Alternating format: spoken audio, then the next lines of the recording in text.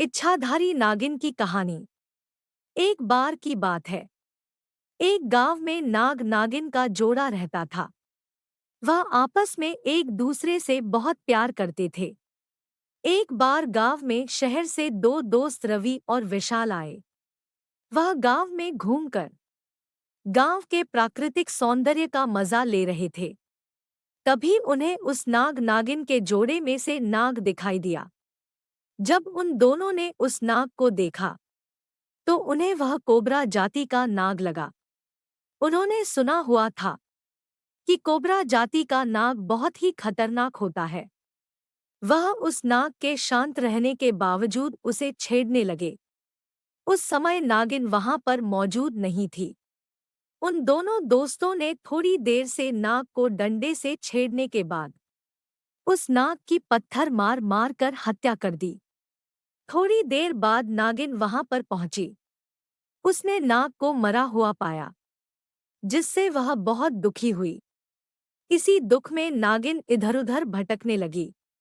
वह भटकती हुई एक जंगल में पहुंची, जहां पर बहुत पुराने नाग रहते थे। वहां उसकी मुलाकात एक बहुत बूढ़े नाग से हुई। नागिन ने उस बूढ़े नाग को अपनी सारी समस्या बता दी। उसे बूढ़े नाग ने नागिन को अपने पास मौजूद नागमणि दी। इस नागमणि की मदद से वह नागिन इच्छाधारी नागिन बन गई, जिससे वह जब चाहे किसी का भी रूप धारण कर सकती थी। उसने नागमणि में देखकर अपने नाग के कातिलों का पता लगा लिया। उसे पता लग चुका था कि उसके नाग को दोनों दोस्तों ने कैसे तड़पा तड़पा कर मार डाला। वह उन दोनों से नाग की मौत का बदला लेना चाहती थी। नाग की मौत का बदला लेने के लिए वह शहर चली गई। इच्छाधारी नागिन ने एक सुंदर लड़की तान्या का रूप धारण कर लिया, जिसके बाद वह उस शहर में रहने लगी जहां वह दोनों दोस्त रहते थे। इच्छाधारी नागिन ने तान्या के रूप में रवि और आकाश से दोस्ती कर ली। वह उन दोनों से एक-एक करके अकेले में बदला लेना चाहती थी। इच्छाधारी नागिन ने सबसे पहले रवि को शादी करने के लिए प्रपोज किया। रवि भी सुंदर तान्या से प्यार करने लगा था। इसके बाद तान्या ने रवि को झील में अकेले मिलने के लिए बुलाया। रवि तान्या से मिलने अकेले झील पर पहुंचा। झील पर तान्या अपने असली इच्छाधारी नागिन के रूप में आ गई, जिसके बाद रवि डर गया। उसने रवि को नाग की मौत और बदला लेने के बारे में बताया।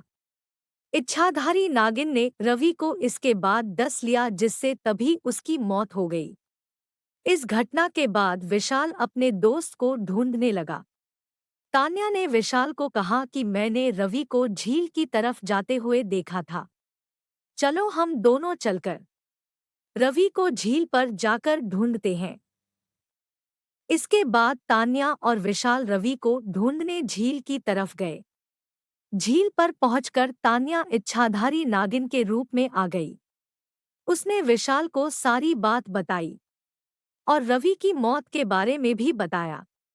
विशाल ने इच्छाधारी नागिन से अपनी जान की भीख मांगी, लेकिन इच्छाधारी नागिन ने उनको याद दिलाया कि कैसे उन्होंने नाग को बेरहमी से मारा था।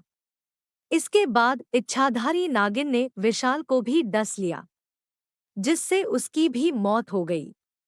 अब इच्छाधारी नागिन का बदला पूरा हो चुका था। इस कहानी के बाद से यह कहा जाता है कि हमें कभी भी किसी नाग नागिन को नहीं मारना चाहिए। क्या पता कौन सा सांप इच्छाधारी नाग नागिन का जोड़ा हो। आप सभी को ये स्टोरी पसंद आई हो तो प्लीज़ चैनल सब्सक्राइब ज़रूर करें और बताना कैसी लगी आपको ये स्टोरी और मैसेज करके ज़रूर बताएं।